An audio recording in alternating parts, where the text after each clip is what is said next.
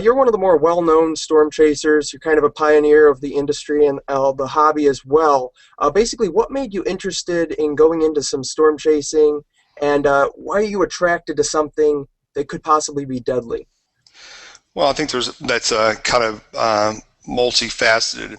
I'm fascinated by extreme weather. That's first of all, growing up at an early age in Tulsa, I was able to see firsthand, got washed away in a creek in Tulsa and almost drowned when I was 14 years old. So that had a huge bearing on my life. And then as a kid, and then 2 years later, I see a big super outbreak in Oklahoma, June 8th, 1974, tracking that from a road McNally map and a ruler and telling my mom 5 hours before we had tornadoes in Tulsa. We was going to have tornadoes at 5 o'clock, and that's what happened. Actually could see tornadoes 15 miles away from Broken Arrow across South Tulsa. And so that had a huge impact on me. So weather played a big role when I was a kid. It almost cost me my life, but then also I was very fascinated by it. So one thing led to another as far as I got older and was able to drive. I'd storm chase around Tulsa and take pictures or video and on film and slides, and it took a couple of days to get them developed, and there's always a delay process of by the time the event happened, the time people actually saw it. And some of the local media would pick me up and do an interview with me or do a story or paper, and so I just slowly developed that type of relationship, early on, and then I started building houses in Tulsa. When I was 18 years old, I started a construction company. I came out of high school and started building houses. So from basically 18, from that would have been about 1978 through about 94, I built houses in Tulsa. And of course, when you're building houses, weather has a huge impact on what you're going to do every day. Is it raining? Can I pour concrete? Are we going to frame? Can I get the roof on fast enough before rain's inside and guys continue to work? So that had a huge impact as far as forecasting ability. So that's how it's evolved over the years. Do you think that there's a different kind of building code from what you've personally experienced at your young age when you started building houses in Tornado Alley versus anywhere else? Absolutely. Yeah. I mean, you start paying attention to, after seeing a number of houses and buildings destroyed over the years, start paying attention to, I call them hurricane clips, open gable roofs, to be more of a hip design, more full brick or full masonry. You're preventing the wind from lifting up the gables and getting underneath those eaves is critical. Reinforced garage doors, because that's one of the large areas that seems to fail quite often and frequently, both in hurricanes and in tornadoes, is the garage doors.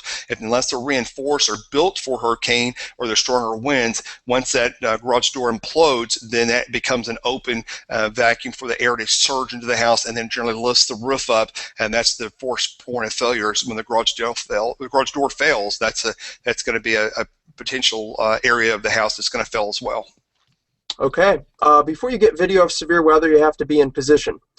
Please tell us a little bit about what goes into forecasting a target location, as well as the patience involved and making adjustments and nowcasting as severe storms develop.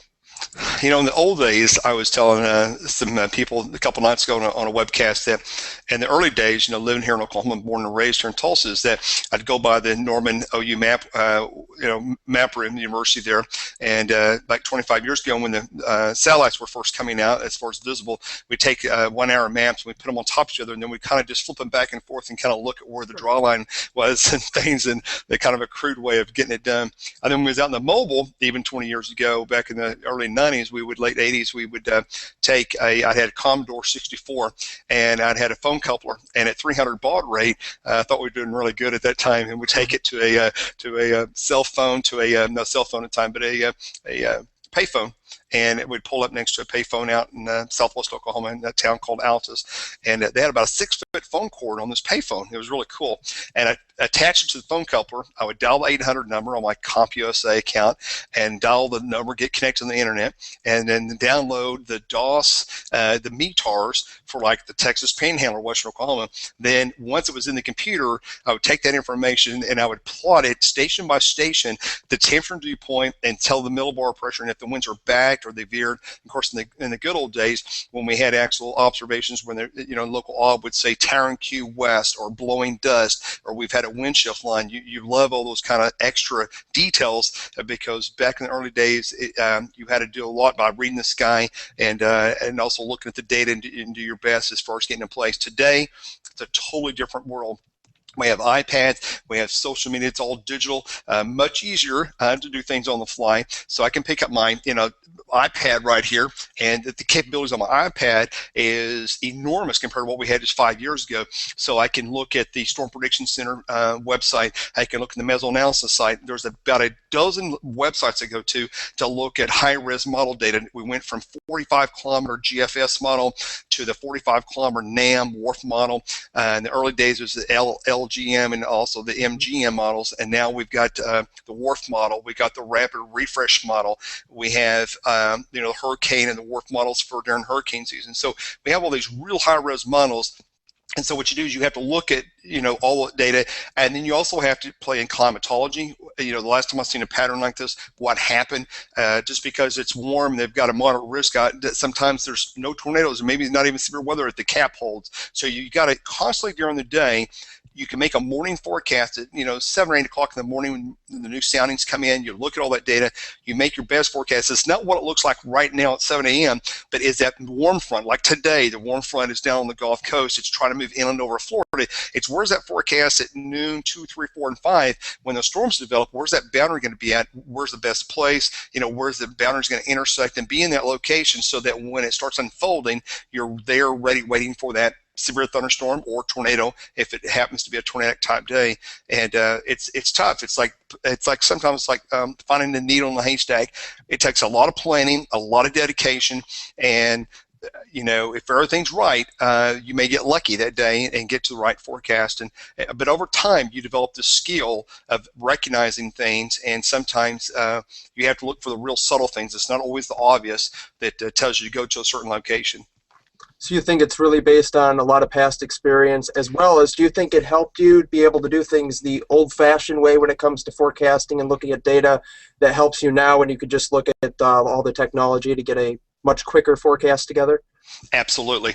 Yeah, the old days is the days in the early spring. You look at the models, and if I know there's a warm front, for example, like if it's on the Texas Red River at 12 in the morning, 6 7 a.m. and we've got a 50-knot low-level jet, there's a real good chance, unless there's early morning convection, that boundary, especially if you have full sunshine north of that warm front across Kansas, Oklahoma, that boundary is going to come flying north at what we call warp 9. It's going to fly north, and is that boundary going to be on the Kansas-Nebraska border 8 hours later? And a lot of days it's understanding what's going to happen and get yourself up there and waiting for it. Even though it may still be 200 miles south of me in 7 hours, it's going to pass me, and it's going to be 400, 200 miles north of me, and that's where the severe weather is going to be in the afternoon. And understand those kind of parameters is critical, because that's what it takes to understand what's going to happen during the day. But every hour, the atmosphere is like a river, as I tell people. It's fluid, it's constantly changing, and a disturbance is like if you throw a leaf or a little rock in the water and it's floating down the river, it has to go around. There's obstacles, it flows, it moves. Sometimes it slows down, sometimes it speeds up, and there's these little bumps along the way. And it's understanding those waves and those little ripples in the atmosphere and watching back toward New Mexico and the plains. We look at Colorado, New Mexico, Arizona. Is there a little wave out there that the soundings catch it? Do you have to look at the real-time sounding data and bad wind profiles? Sometimes I've seen many cases where we thought the winds were going to be 30 knots at 500 millibars for that severe weather day, and at noon I'll notice all of a sudden in New Mexico I've got a couple soundings out there that are reporting 50 knots, 55 knots, so the wind shear is going to be much higher, as well as your mid-level winds. So it's finding those little subtle things during the course of the day that makes all the difference in the world in the afternoon in your target area especially.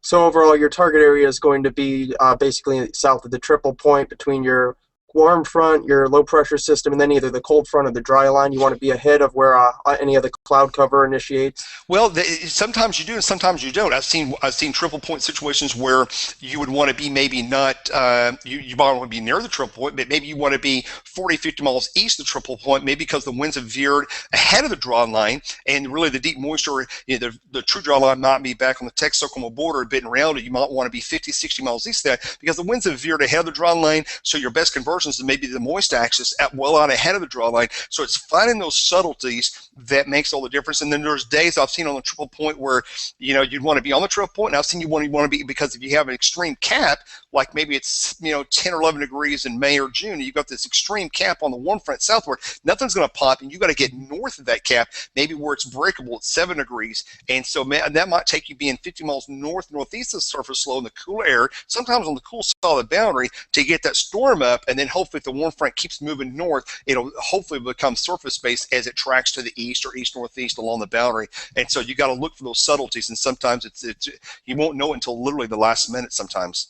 Right, there's definitely a ton involved with the mesoscale features. Oh, yeah. Trying to forecast that and really pinpoint. I mean, we're looking at just a little tornado that might be 100 yards wide or possibly bigger, but overall, you have to find the needle in the haystack out of a lot of data. So one of your biggest events that you've probably been through in your life was the catastrophic May 22nd, 2011 Joplin tornado. Walk us through a little bit about what you've personally experienced with that event. Well, that event was a huge event. The Joplin EF5, May 22nd, a couple of years ago, that was a day, before the day, May 21st, we were chasing eastern Kansas up near Topeka, witnessed a couple significant tornadoes just north of the city of Topeka, on May 21st, that Saturday evening.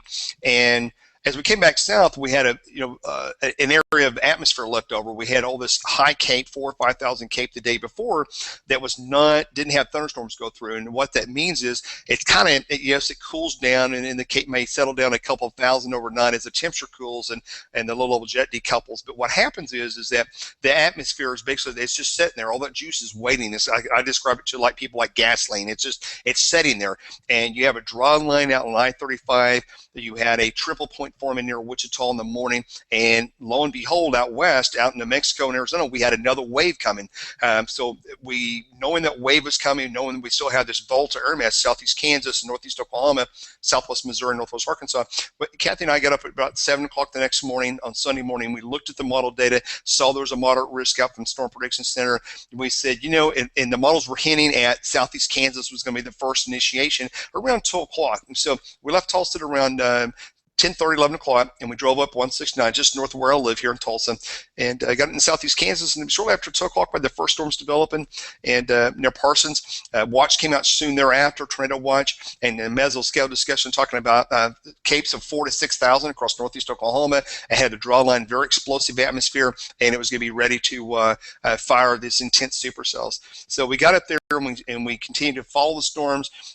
When the first hour or two, the storms were up, they were rotating, but they weren't quite getting their act together yet in the sense of strong rotation. They were producing golf ball hail and some wind, and a little bit of funnels. But as the storms continued late in the afternoon, about 4:30, we noticed as we drove back to southeast Kansas, just west of Joplin, the atmosphere had changed. And this is where it pays to stop, because I've got iPads, iPhones, computers in there. We've got all this data pouring in. It's almost data overload. You've got these tremendous amounts of data coming into your vehicle.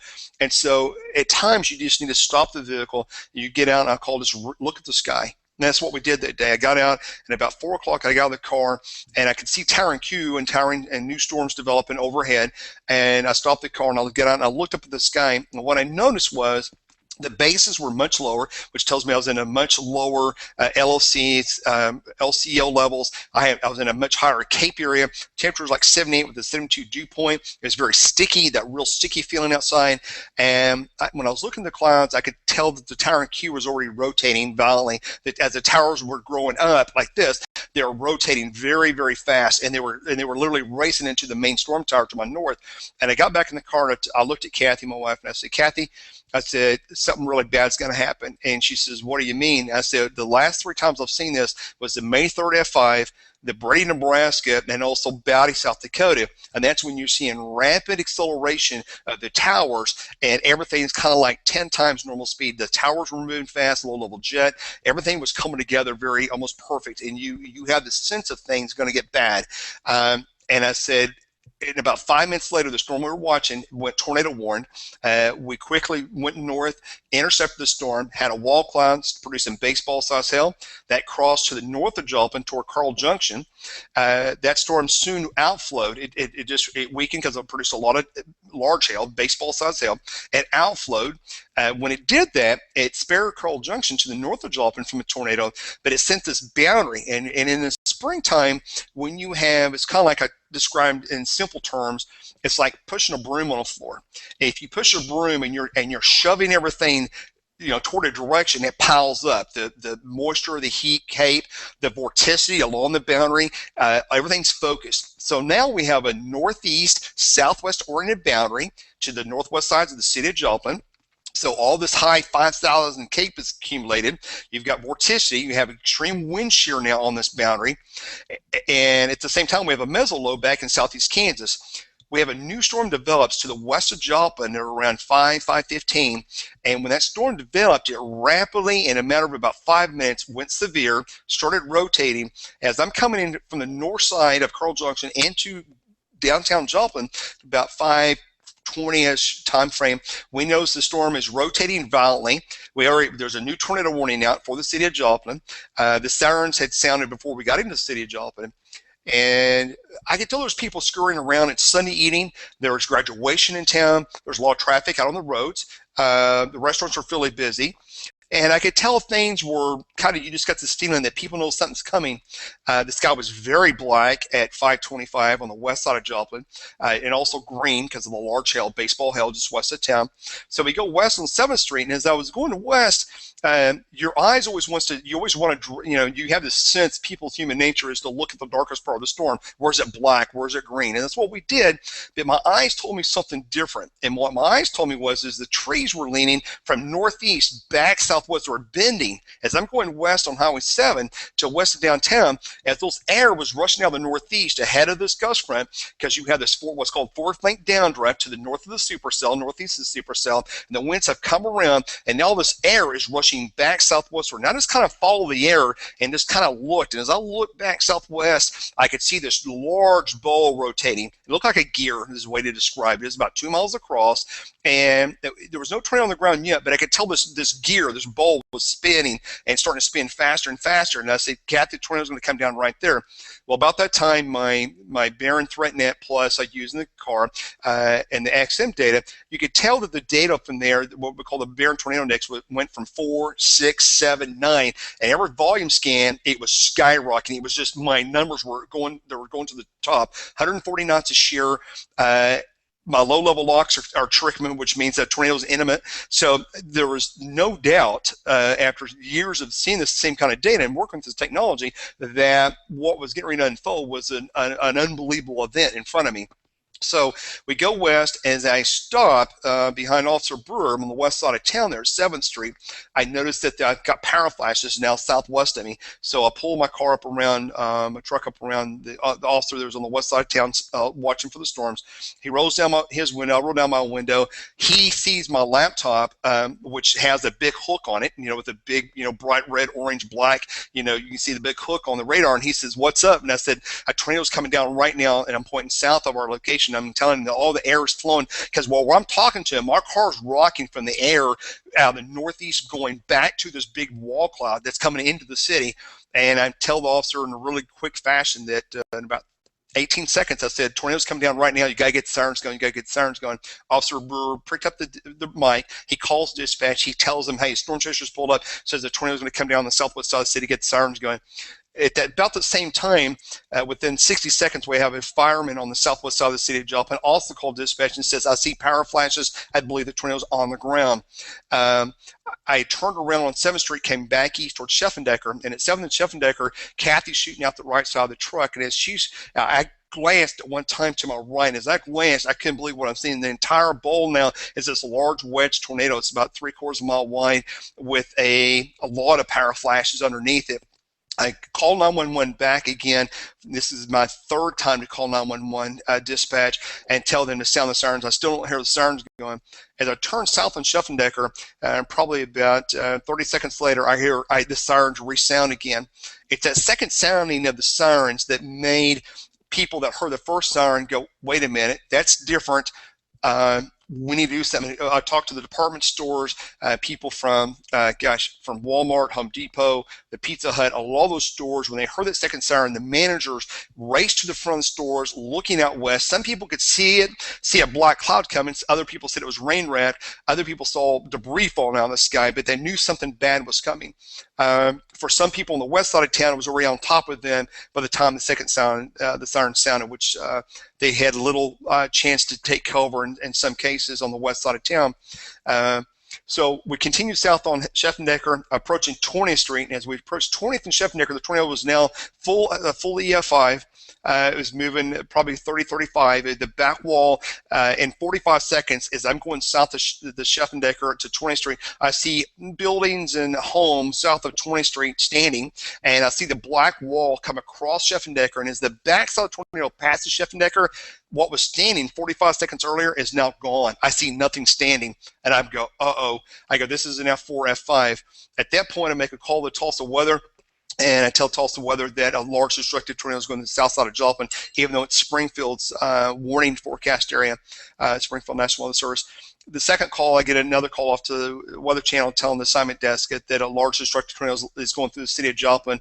That was like a 15-second call because I knew they had people out in the field. Mike Sedell was not too far away, and trying to get that word out. We continue east on 20th Street, and the tornado basically was just consuming, destroying the south side of the city. It was very bad. I knew it was getting worse by the second. You could tell how wide it was. At one point at 20th, between Scheffendecker and Main Street, the sky was literally full of probably millions of pieces of debris flying around the tornado. You had the core tornado about a mile wide, but then on each side of that, about a half mile past that, you had this, let's say, a 2-mile wide area of a rotating debris cloud around it. So you had this huge rotating debris. I'm not in the core tornado. I'm north of the core tornado by about 4 to 5 blocks, but I'm in that surrounding rotating debris cloud. My windows blow out. My driver's side window blows out, covers me in glass. My lap's covered in glass, and my arms are scraped with glass. Rain and debris is actually blowing in the car now. We're east of Main Street on 20th.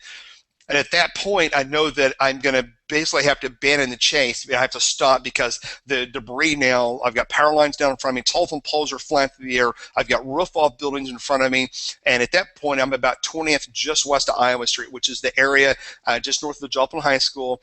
Just east of me, about 4 blocks, you have the Dillons. You have a large apartment complex that has now just been leveled in front of me, and the tornado's now on the way on up the hill there to the Walmart, Home Depot, and the Pizza Hut, which were basically in the direct path of the F5. At that point, we noticed off to the south side of 20th Street, a car with the windows blown out was in the middle of the field, and about that time, we see 2 occupants in the car come crawling out of the car. And what I didn't realize at the time, but we find out later because we did touch base and talk to them later and we found out who those people were, is that storm ended up picking up that car and throwing it about 5 blocks. There actually was picked up and thrown, and the car was actually had just hit the ground moments before we pulled up on the scene. At that point, I looked south on Iowa from 20th Street, and I could see a couple large subdivisions. And, of course, my building experience kicked in. I was like, okay, that looks like there's a couple hundred homes down there, and there's nothing standing. Everything's flat. All I could see is wood floors, and everything was gone south of the high school. Because I've seen so much damage and been in that situation, you have this sense of spirit, I call it, where you know that you're being told to go down there. And I had this tremendous power come over me and said, go down Iowa Street. You got to go down that street right now. And I knew there were going to be people trapped down there. I knew there was going to be people that needed help. And we were like the first vehicle down that street. There's nobody's moving. There's no cars. There's nobody. There's a couple cars on 20th Street trying to get their car windows were blown out, and people are scurrying around trying to still take cover. We go south on Iowa Street, and I quickly realized that this technology center's been hit, and I wasn't for sure about the high school on my left. Then I realized it was the high school because it's a large facility, large, brick structure, and it's been destroyed, half destroyed. and there's I-beams, and they're still in the middle of the road. So I had to stop the car, stop my truck, and I look over at Kathy, and I said, Kathy, I want you to start tweeting and putting Facebooks out. We need and pleas for help. And I said, I'm going to start looking for people. And I had one camera in hand. I had my cell phone with me. I get out of the truck. Kathy stays in the truck, and she's getting things ready to start helping. She's getting medical supplies and blankets ready. And as I go down the road about a block, the first person I see literally rise out of the rubble is Amber Munson. I see Amber it literally rises out of the rubble. She's covered in mud. She's hysterical, as you can imagine. She was on the phone with her mother in the bathtub with a mattress over as the tornado hit her house and basically blew her out of the house. The house was gone. Her phone went dead when she's on the phone with her mother in Minnesota. So her mother's in Minneapolis on the phone with her daughter. The next thing she knows is her daughter's phone goes dead, and she's buried under the rubble in her front yard of her own home. That was at the corner about 22nd and Iowa Street, 23rd and Iowa. But from 23rd and Iowa southward, there was literally hundreds of homes, and there's nothing standing. There's no wall. There's nothing. I could see for miles back southwest. I had a fire burning on the hill west of me about 4 blocks. I have homes on fire. There's smoke rising. I could see flames up on the hill. So after I got through with Amber, Amber goes back to my wife in the vehicle, and Kathy's taking care of her and trying to get a hold of her mother. I turn around and go back south on Iowa Street and start looking for people. And as I get south there, one of the most difficult things I've ever had to do in a long time was basically as I knew that when I yelled out that, for help, who needs help, that I was going to hear a lot of cries for help. And you're one person on one street. Keep in mind, there's about 4,400 blocks of Joplin been leveled. I'm only one person on one of those blocks. Okay, that's how overwhelming this was. So when I did that call out, it sounded like 1,000 cries, but in reality, it was about 50 people within a block of me that were trapped, all different ages. Most of those people were in the 70s, 80s, and 90s. They're so old that they couldn't physically dig themselves out because of the weight of stuff. So literally I went from house to house, digging people out of their houses over the next 3 hours. It was some of the scenes were very, very bad. There were people that had died when I walked up on the houses. They had been impaled with different things. One of the things that was really bad about Joplin is that there's a lot of the injuries there and fatalities at Joplin was due to flying debris from rocks. A little piece of rock out in the driveway or gravel becomes like a bullet during high winds during a tornado. 200-mile-an-hour piece of rock flying, if it hits you in the wrong place, it's just like a bullet hitting you. I mean, it's going to do a lot of damage. So a lot of people were injured because of flying debris in Joplin, and it was not, it was very difficult what happened there. Over the course of hours, as emergency responders were coming in from all the surrounding towns and counties, there was so much damage on the southwest side of the city on I-44, the southeast side of I-44, and as people were trying to get into the core of the city, they were encountering heavy damage before they could even get into the core of the city. So what eventually ended up happening as we got toward dark is that the people we were pitting people on the doors that were left. Everything's gone in the house, so we'd find a piece of carpet, a door, and we'd load people up on a door, and then literally carry people to their car or truck and load people on top of cars. It's how most of the citizens, not all, but most of the citizens of Joplin, that's how they got to the hospital. They were literally picked up and they were stacked on top of trucks. I mean, the truck would drive 10, 15, 20 miles an hour, mile, 2 miles to the hospital or the closest intersection where there was emergency vehicles waiting. And so a lot of times emergency vehicles would get to a scene and they would just get swarmed. As some of the doctors, EMS people would tell me later, it was like tsunami waves of injured people. It wasn't 1 or 2 or 4 or 5. It's that when people started coming to the hospital, Freeman Hospital, St. John's was heavily damaged and destroyed, and they were evacuating then. The emergency room operator, doctors tell me at Freeman that it was like tsunami waves of injured. There'd be 100 people come, another 50 people come, and most of those were priority ones, which means they needed immediate surgery to save their life. They needed extreme measures to save these people's lives. Trachs put in, boards removed, debris removed from their bodies. Some people had to have amputations. These were heavy injuries that needed to be dealt with right then. So there were more injuries in Joplin in a 10-minute period than most doctors would experience probably in a lifetime being a medical doctor. So you can see real quickly that the scope and magnitude of this disaster would overwhelm any city's best plans, whether it be Dallas, Houston, Kansas City, Chicago. If you take an F5 like Joplin and run it through a heavy populated area for 10, 15, 20 miles, a mile wide, the unthinkable, your best plans are going to be put to the ultimate test. Most of them, I would say, in most cities I'm aware of, will not pass at the end of the day. Your best plans, the things that you cannot imagine when you knock out your 800 trunking radio systems, your VHF radio, when you knock out the phone line communication, when you have 10 to 15 or 20 cell towers taken out, when you damage 2 or 3 fire stations that are supposed to respond to the damage areas that are now out of commission, and they can't remove their trucks. I mean, firemen in Joplin literally had to walk to disasters because their fire stations were destroyed. I mean, that is what happened, and it's just people don't understand how bad it was. It was really bad. That's just utter destruction. Would you compare it to like a bomb going off, or even worse? It was worse because, and I have not been in very many bombing situations. I've seen, the Merrill Building in Oklahoma City when that happened. It's bad, but when you're talking mile wide and you remove everybody's cars and you can't find things and people are missing, it's like you can't turn over a pile or you can't walk a half a block and get out of that zone, that bad area. It just continues and continues, and that's what made it so difficult. But the great news is that the people of Joplin, the spirit of Joplin, within literally minutes of the disaster, I saw everyday people on their backhoes, front-end loaders, and they were plowing the streets, clearing the streets, and digging people out of the rubble all over the city. Everyday people, not just emergency responders, not just me. It was everyday people.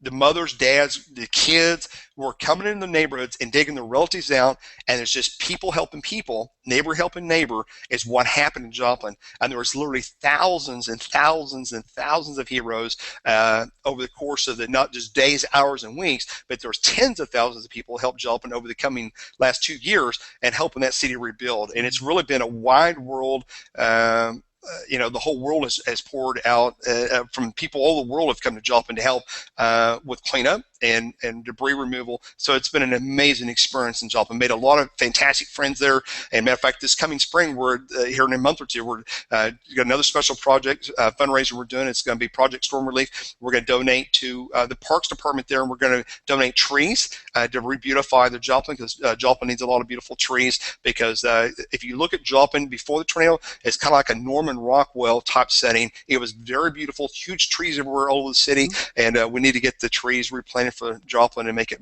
really nice for those people. Very inspirational to hear all the good stories that can come out of such a horrible event like this. You personally, you said you were overwhelmed, basically being one of only a couple people to be able to actually help hundreds and hundreds of stranded, injured people that were encased with debris. Yep. You said you had a calling, you felt? Yeah, there's no doubt about it. I mean, I knew, well, I've been a very religious man all my life, but I can tell you that I've been, you have this spirit of sense of things, and I have a very good spirit of understanding when you see things. Somebody doesn't have to tell you to go down there. Hey, there's going to be people buried. Go down there and dig them out. First is common sense. God grace us all with good common sense, and just use good common sense. It's a Sunday evening. Most people are home with their families. There's literally many blocks of a very heavy populated area that has been destroyed and leveled. And it's like, if our mother or my in-laws or my friends were down there buried in the rubble, wouldn't you want to go down there and have somebody go down there and start looking for them? And I didn't think twice about it. I just did it because that was the right thing to do. That's how I was raised. That's just what you do. I mean, when people need help, you just, boots on the ground, you go down there and you get in the middle of it. Protocol, if you look at standard EMS training protocol, I should have probably just kept my position where I was at and called for additional help and waited for other people to come and help. But you have to understand that they're not coming right away. I mean, they're not coming all over the roads. No, they're not coming. It's not that they weren't there. They were there. They were, they were tending to massive amount of people trapped at Walmart, you got St. John's being evacuated. You have the Pizza Hut situation. You've got people trapped, buried, crushed under large buildings, an apartment complex that's been leveled with hundreds of units in those apartment complexes, people buried in apartment complexes, mass amount of casualties in very concentrated areas. So you had services there, but even at those locations, everybody was overwhelmed with the amount of what needed to be done at each scene, because it's very taunting task for everybody. Hmm. Would you rate this probably one of the worst tornadoes or even natural disasters that have hit American soil in recorded history? It's not the worst in recorded history. It's probably the worst, and it's the seventh most deadliest, seventh most destructive.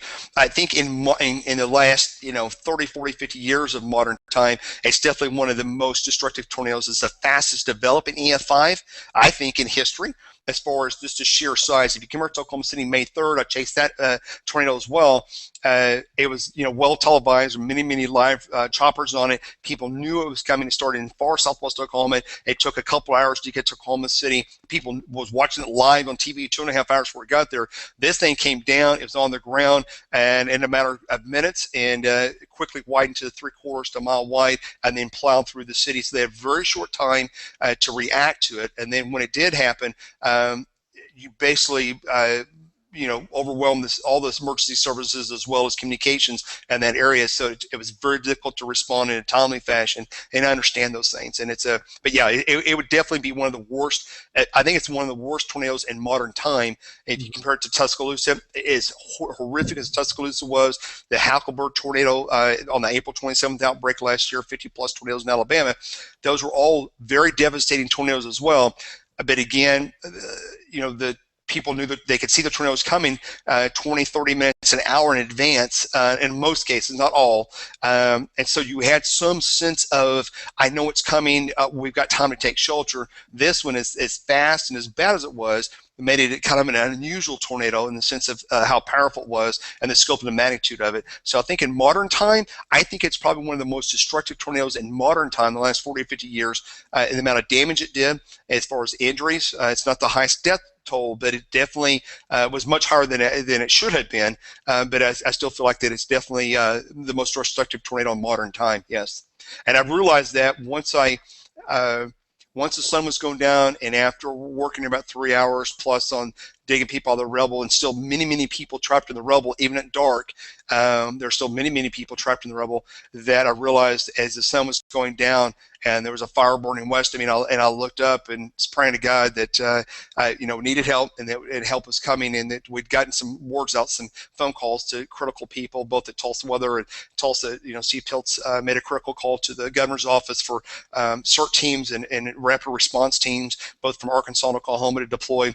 And probably one of the things that was the most amazing, and there's literally thousands of stories like this. This is only one, to me, that coming back from Tulsa, I literally limped out of Joplin. I had 2 flat tires. I had my windows blown out.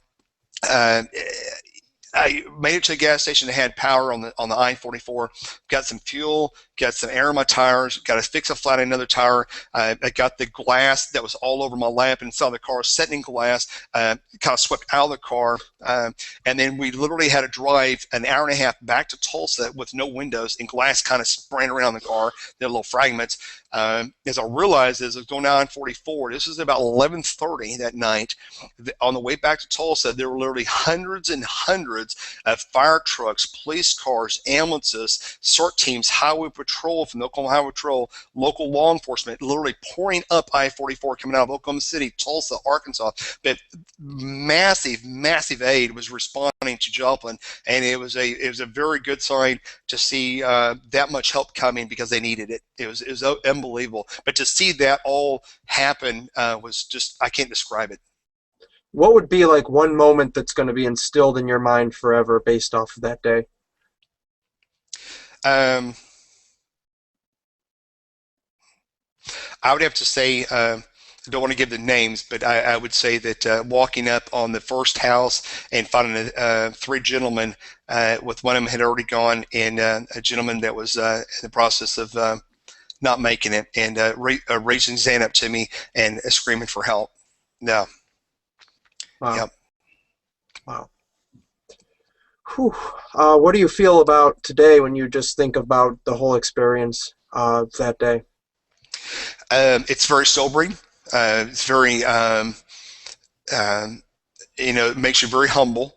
Um, that I think the thing is the 18 seconds I took the time to share my information with somebody else uh, of authority and law enforcement, that they may not always know what you know. And I think the people in the weather enterprise business, when we're out storm chasing or storm spotting and trying to help our fellow men and people, that when you come up on an area and you know and you foresee a city is going to get hit either by, it could just be large hail, but you see a big outdoor venue. I think it's our duty as being in the weather enterprise system is to let the authorities know that this is about ready to happen, and convey that message with enough urgency that they go into what I call rapid response mode, meaning if they need to pull the trigger on a siren, they do it. If they need to evacuate a stadium, they do it. But you've got to say it with conviction, but you've got to absolutely know that what you're looking at and know what's going to happen is going to happen, because all the data tells us it's going to happen and it's coming, and to visually see it happening and relay that message, I think is paramount in today's society, especially with Facebook and Twitter. I think it's paramount. Every second saves lives, and possibly thousands and maybe tens of thousands of lives, and it's up to us in the weather enterprise system that understand that to relay that message, and it just takes a few seconds to potentially save thousands of lives, and we're all empowered to be able to do that. Reminds me of James Spann's story after the April 27th, Yes. 2011 outbreak. Basically, him saying, I mean, for days we were looking at all this computer model data and just seeing that the worst could possibly happen, and this could be one of the worst outbreaks. And you have to be able to convey that to your viewers and even public officials as well. But I think the challenge is, how do you make them know? Because even you don't know exactly how bad it Right. could be Right. to That's right. take warning and to really heed all the warnings and watches of that day. Which kind of brings me to my next point. Why do you think there was such a high death toll with Joplin? What could have been done better as far as the warning process goes? Uh, I think it was because of the magnitude of the tornado, the intensity of the tornado, how wide it was, and I think people knew there was severe weather threat that day that was well conveyed by local media and National Weather Service the day before, as well as the day of. And I think a little bit of it, not totally all of it, but a little bit of it was, when the first tornado warning came out that went to the north of the city, a lot of people told me in the city of Joplin, they looked out the window and it was sun shining at 5 o'clock when the first tornado warning went out, it was a few minutes after 5. And not seeing or perceiving that threat initially, that probably had a little bit to do with it. Most of the people that were killed in Joplin, in looking at the map, you had a number of elderly people at some nursing homes that had that died. So you had people that couldn't leave or really probably take proper shelter in even those locations. You had some people at the hospital that were injured and killed because of flying debris. A lot of people were outside. We had a couple of people that actually drove into the tornado that didn't know what it was. So we had, I want to say there was 3 or 4 that physically drove into the tornado. So you had a number of people in their vehicles. Then you had other situations where you had people that sacrificed their lives helping other people, such as a Pizza Hut, such as at Home Depot, such as Walmart. So you take those people that sacrificed their life to help save hundreds of others people to get them in shelter, but yet they still was not able to make it, but yet they helped other people. And like I said, there's those kind of situations. And you had an officer that was struck, I want to say 2 days after the tornado, working the scene, and he was struck by lightning. So he's a kind of a casualty because of the storm after the storm, but because of the storm he was there helping with the cleanup and the disaster, and the officer was struck by lightning and killed. So it was a mix of things. I think part of it was understanding the warning process, and maybe people, as the warnings had been issued in Jasper County for the last 50 years, if there's a surrounding county with a warning, they'll blow the sirens in Joplin and for the Jasper County. And I think people getting immune to that every spring, and I think that probably played a role into it. But I think the bigger story is that the intensity of the tornado and how fast it developed, and it came down right before and entered a very heavy populated area, played critical parts of why the death toll and injury toll was so high in Joplin. I think if you had a normal situation where you had a storm back in northeast Oklahoma, was rotating, producing small tornadoes, and then gradually got bigger, and people knew about the tornado was coming across the state border, let's say 30 minutes or an hour in advance, it would have been a total different situation. And then also the other thing we haven't talked about is which is even a worse case situation, is in the city of Joplin, you have about 200,000 people during the week that commute into Joplin from the surrounding towns. So if it had happened on Monday through a Friday versus on a Sunday night, I think your injury and death toll would have been much higher if it had happened on a Monday night versus Sunday night. So it would have been even a more worst case scenario. That's all the statistics and all the data and the emergency management data we have for Joplin. And you take that same tornado path and you fill those normally empty buildings with people in them, those office buildings and warehouses with workers, then I think we would have had a much higher, a better, even a worse situation. What are one or two things that everybody should be able to take away from this event to be able to learn to be prepared and aware of severe weather in the future and be able to basically heed warnings better? I think when your local meteorologist and National Weather Service tells you there's going to be a chance of severe weather, I think you need to have a family plan. You need to have, I'm going to call it a kind of like a get ready pack. And that would consist of everybody's cell phone numbers, make sure batteries the night before severe weather, your iPads, your cell phones, your battery operated radios are fully charged. I would think that pay attention to the weather, always know where your family members are every minute of the day. During severe weather, if the kids are at school, have a plan where you're going to meet if a tornado is coming to the city or your school is in the path of a tornado. Where's a central place everybody's going to meet? There's a text. I can tell you, I could talk to you literally the next 7 days about just thousands of stories that came out of Joplin about people. And I know there was an officer that was buried under the rubble, and he was using his radio and sending SOS messages on the 800 radio for people to find him. I know people were buried in the rubble that were texting their loved ones saying, "I'm on the back corner of the house. I'm under rubble. Come and get me out of the house." And that was going on all over the city. So the digital for Joplin, social media, as far as Facebook and Twitter, in my opinion, Joplin was the first digital disaster in America. I'm going to repeat this again 3 times. Joplin was the first digital disaster in America. And this is what I mean. So many people took photographs with their iPhone, their Droids, their iPads as the houses were coming apart or getting destroyed. And then you have this enormous amount of information there that people have collected, and then able to transmit that in real time and put pleas out on Facebook and Twitter. I know one of my Facebook pleas early on into the rescue mode, as I requested 100 ambulances at my location at the high school. I needed a minimum of 100. In reality, we needed closer to probably 800 ambulances to transport everybody that needed help. So Facebook and Twitter played a critical role in the early hours of surviving and helping people in Joplin. And as we move forward in time, over the coming years, and I see it every day now when you look at things trending and severe weather outbreaks, those events are going to become more important. So we need to be connected through the family, not just by making a phone call. And I can tell you in Joplin's case, the cell phones, both, no matter what network you're on, were not working. The 911 did not work.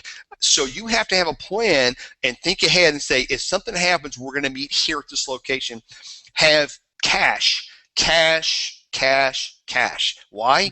Because when the electricity is out, your credit cards don't work, the ATMs don't work, you can't go to the grocery store and buy food, you cannot go check into a hotel because if they don't have no power, there's no credit card swipes. You have to have cash on you, and sometimes maybe upwards of $500 for a family. Because you're going to need that money. And believe me, in 24 to 48 hours after disaster, when there's power still out and over a large area and there's no hotels and you haven't eaten in 2 or 3 days, it becomes very dire very quickly, especially if you're raising a family. You got little babies, baby formula, you got to think about those things. The other thing is during disaster, that I've changed my opinion on in the sense of I think people need this is, it sounds unusual, but have a can of spray paint at their house, kind of in a pouch, because here's what happened in Joplin. As people were being rescued from their houses, They weren't leaving messages, and most people that drove up on the scene, the kids and family members knew they lived on that block. People were having to count the driveways. They go, I used to live 4 houses down, so people were counting the driveways because there's no addresses on the houses no more. So you use a can of spray paint to write, this house is 2302 South Iowa Street. I'm okay, or I've been taken to the hospital. Leave a painted message on your driveway or building so that when loved ones come to look for you, they know where you're at. Or if a friend's picked you up, I'm okay, because you will have family member and friends that will come, that will pour in their 3, 4, 6, 12 hours later looking for you. Leave them a message. Leave your family members a message. I cannot tell you the night of Joplin how many people on those streets would come up to me, parents, grandparents, bringing the pictures of their family members and go, did you see this person walk out of this house? And most of them, I'd have to tell them, no, I didn't see them. It was very difficult to do that. And I knew that some of those people did not make it. And to tell those people, this is what happened. And you've got to be able to leave messages for your family when those big disasters happen. And the same thing happens during hurricanes as well. Hurricanes is another huge deal we can talk about. But tornadoes, so let's recap this. Have cash on hand, have no weather radio, have excellent communications with your phones charged, cell phones. Also have a backup radio as well as a backup battery-powered TV if you have one. And listen to the weather radio, listen to your local meteorologists, local TV stations, as well as local National Weather Service. And we have tools today. The Weather Service in the local TVs is called dual pole radar. Which I've been we've been involved with that with Barron Service in installing dual pole radios for Weather Service, and they have tools today so we can see when the storm's producing large hail. We can see inside the storm now, and we know if a tornado's on the ground at nighttime, and it's picking up debris and it's lofting it up 10, 15,000 feet, even with no spotters there. The radar gives off very clear indications that we've got debris in the air, and when it does that, alarms go off. Both in the private sector and the Weather Service, and they identify those instantly. When those alarms go off, so we've got debris with this storm. I've never don't know of a single case yet where you don't have a debris cloud without a physical tornado, on the ground. So the advancement in science is tremendous over the last few years. So the warnings today, when they tell you there's a tornado, you better believe there's a tornado. There's a very high likelihood the tornado's on the ground doing damage. And if it says that in the warning, take it serious. It's coming. It's going to happen. So that's kind of my opinion of the things you got to have with you during disaster. Shoes, coats. Are you dressed for the outdoor elements? It's going to be rainy in most cases. You're going to have nails sticking and boards sticking up out of the ground, broken glass everywhere. Have a good set of shoes on, steel-toed boots, gloves, raincoats, and have something warm, because in most cases it's going to be cold, wet, and damp after a storm, and you need to be prepared for those kind of elements, possibly for a couple of days. Definitely very sound and professional advice there. I think you really hit on a lot of the things that sometimes people just generally don't think of, and simple things like cash and getting a message out to family and friends that if you're in the middle of a disaster and one of the worst moments of your life, you're probably not going to be worrying about what to do then. So right. It's definitely best to be prepared. Kind of talked a little bit about mentioning hurricanes, and you have been in a few. What's basically different from chasing a hurricane versus a tornado? You've been in Hurricane Wilma. So what's it being like in extreme winds and driving rain for hours on end, basically? It's totally different than a tornado. It seems like a tornado at times, but it's totally different in the sense of a hurricane. You're maybe notified days in advance. Hurricanes are a totally different deal. You're dealing with potential power outages for weeks or up to a month in a particular area if it's a heavy damaged area. And again, it's not a deal that's just, it's a damage in part of a county or a couple blocks. It may be hundreds of miles long or wide, so you can't drive out of your city to the next county because they don't have no power either. So having a fuel supply, and in those cases you may have to have 20, 30, 40 gallons of fuel. So you may have to have 10 or 15 containers of 5-gallon gas cans. Water, You have to have water for multiple days for a family, almost a gallon per person per day for a family. So a lot of times you may fill up your bathtub with water before the hurricane strikes, providing that the house is still intact. You might have to use that for drinking water, or if the sewer system, if the water supply shut off, you may have to use that for your sanitary reasons for the stool, to flush the stool with. Cans of water, gallon of water you can pour in the stool, and it flushes the stool. Cash is paramount again. That's even a bigger deal during a hurricane. Plywood, getting your house boarded up, steel shutters. That's a huge deal that you have to do. Think about 24, 48 hours before the hurricane. And then you have to think about, if my house is damaged, one of the things I can tell you both in tornadoes and hurricanes that probably, in my opinion, that 99% of America is not covered is most people don't have enough insurance. I think even if they have replacement policies, there's storm surge, there's water damage insurance, there's cost replacement, and there's debris removal, and making sure you have all the adequate coverage of insurance before storm season is important. And I would advise everybody across America, no matter whether you live in the mountains and you think, oh, I don't have hurricanes or tornadoes. Well, you have avalanches, you have flash floods, you have mudslides. If you're out in California, you have earthquakes, you have mudslides, you have fires. We had big fires in Oklahoma this last year. Who would ever think that forest fires, we have whole subdivisions burned down in Oklahoma because we're in a drought in the plains, and there's a lot of fires right now. So it has been this past summer, and we'll, I'm sure, have them again this coming spring and this summer, because it's still a lot of dry grass around the plains, and we're still in drought conditions. So no matter where you live, you got to look at your insurance plan. Do you have enough insurance? Most people, in most cases, do not, because people buy things over time, 2, 3, 4, 5 years. People buy clothes and furniture and little things, but they add up. And when you lose all that and you have to go back and replace all those items because of a super disaster, like a tornado takes everything in your house, and you start itemizing that, you're going to go, oh no, I didn't have enough coverage.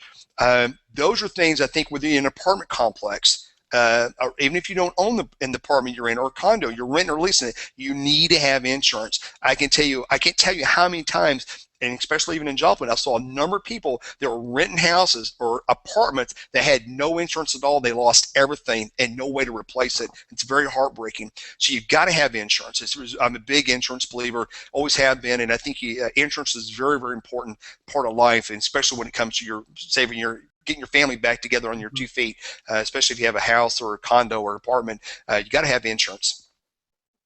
Your day job is with Barron's Services, of course, the weather product software provider. What has your chasing and overall weather knowledge kind of helped out with that position? That's a situation where I was chasing before. I went to work for Barron Services back in '94, and understanding different parts of the country have different threats, and understanding how to relay that threat and use our technology from our Fast Track, our Viper 2D and 3D storm tracking system. Understanding, like today, I was looking at data a while ago on my Fast Track where I had you got snow up in Denver along I-70. You got parts of that interstate closed. Be able to show instantaneous snow rates, 1, 3, 12, 24-hour snow totals. Being able to take our BAMS model forecast and be able to look at 45, 15, 3-kilometer BAMS models over the U.S. and be able to give you hyper-local data on an hour-by-hour basis of what the weather is going to produce, as far as like temperatures, highs and lows, rainfall totals, maybe where the heavy snow is going to happen, like during Hurricane Superstorm Sandy. We had, our models was one of the first in the U.S. that was showing upwards of 30-plus inches, 36 inches back in West Virginia on the backside of Sandy, and we were putting that out a couple days in advance, and actually a couple of people, a couple meteorologists were actually surprised that we're going to see those kind of totals, and it actually verified quite well, as well as the hurricane track, as the European model did, and as the U.S. improves its models in the coming years with the new supercomputers that are desperately needed in the business, whether enterprise, that the NOAA science models will get better, hopefully in the next couple of years with new money building the new supercomputers we desperately need. You hear me? I'm really big on that. I think we need them. We need them really bad.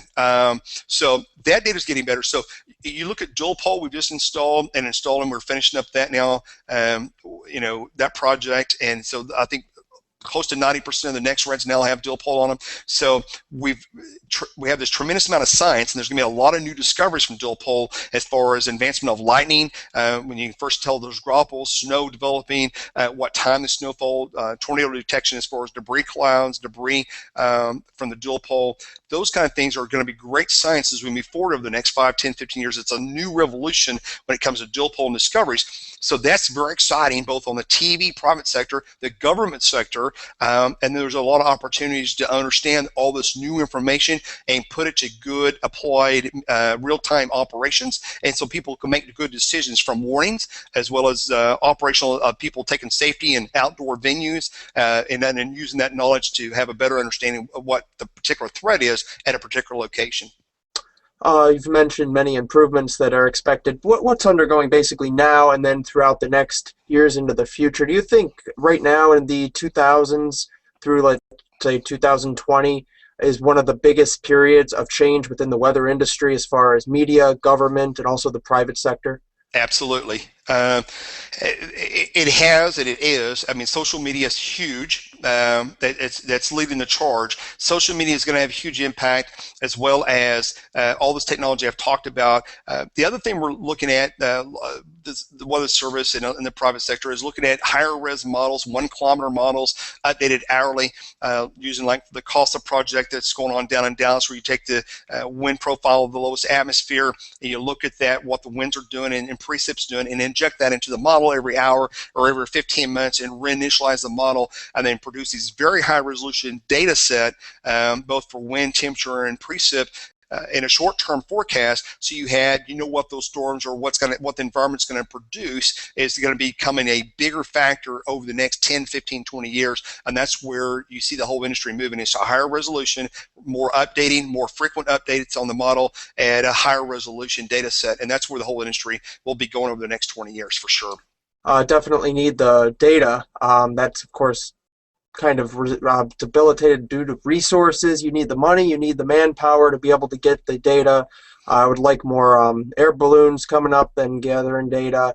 It's just tough to get data at different levels of the atmosphere right now, and I know with government budget cuts, would you recommend maybe like the private sector getting into more of sampling data through weather balloons and stuff like that, or do you think that should all be left up to the government? And do you also think that that's a problem where possibly the private sector is going to start getting into more warnings and watches, which should be left to the government? Well, I think the watches and warnings, I definitely think needs to be on the government side. I don't think the private sector needs to get in that business, because it needs to be. I think it needs to be more controlled in the government sector on the watch warning side. I think the model data side, we've looked to the government for many, many years for that information. Continue to look for the government for that information. I think the private sector plays a role in that, and that is probably developing tools and software that can help take what they develop as far as model data and model grids and develop even better algorithms and better model data computations to better forecast models, and we share that data as an enterprise, and I think those are kind of things I think we'll see as we go forward. But it all boils down to, no matter whether it's a private sector or government sector, it's one thing. It's called money. Is there enough money in people's budget? And we're talking tens of millions, and if you look at the whole industry, billions of dollars worldwide. If you had enough, sensors for tsunamis, you had enough sensors for enough satellites up there for rapid scan of the atmosphere worldwide. We have all these different sectors. You've got the ice melts going on. You've got tracking. I could tell you 1,000 things we could use money for, and there's never enough. And it's where's the priorities, and where do you get the biggest bang for the buck to help the most people for the least amount of money spent? And I think having better model forecasts is probably one of the best investments we can make, and I've been on that now for about a year or two, and I'm a big believer in higher resolution models. Let's do a better job in the model data, and NOAA recognizes that, and I think that they're working hard to get additional funding for that area, and I think hopefully in the next couple of years that we're going to see that come to pass on the NOAA side to improve our models, the GFS and our local models in the U.S. and the European won't lead the world right now on the best model forecasting. I think we'll regain that capture. It may take us a couple of years, but I think we'll be back in that first place position in a couple of years. So you think, as far as the media sector's going, and with your experience as a service vendor with Barron's, more high-resolution, hyper-local weather models, such as the RPM, HRRR, the BAMS model, the RAP, and you want to basically focus that to your clientele, which is different media meteorologists that can use that data to explain to viewers through social media and also naturally through broadcast, basically what's going to happen at a hyper local level. I think that's where it's been, and that's where it's continued to be focused. And I think as the models and the data gets continues to get higher res and more update, we just want to be one of those avenues that delivers that information back to our clients worldwide. I mean, Barron's a worldwide company, and we do projects all over the world for both private and government sector. And I think as the data improves and the technology improves, you'll see those forecasts continue to improve, and the data will get better. And then the local meteorologists and government officials around the world will have a better set of tools to analyze and predict and make forecasts based on that data. And I think that's the most important thing, is that information is becoming more and more available to everybody around the world. What do you think about the media relationship with storm chasing as either the hobby or as people try to get into it as a professional business that can make basically an income to be able to take care of a family? Like Stormscape Live, Tornado Alley, all those kind of different websites that show your stream. What do you think that the current state of that industry is, or what's the future going to hold for that? Well, the state of the industry is that there's a lot of those startups. I think I've seen in the last couple of years hundreds of new people coming into the picture, and everybody has a role. I think that it takes a lot of dedication, a lot of manpower, a lot of money to withstand the good times and the bad times in the industry, because there's times that weather won't cooperate and there's nothing to chase and there's nothing to do for years, and you got to have something to supplement that income. So I think majority of them that try will not succeed. That's just the law of averages.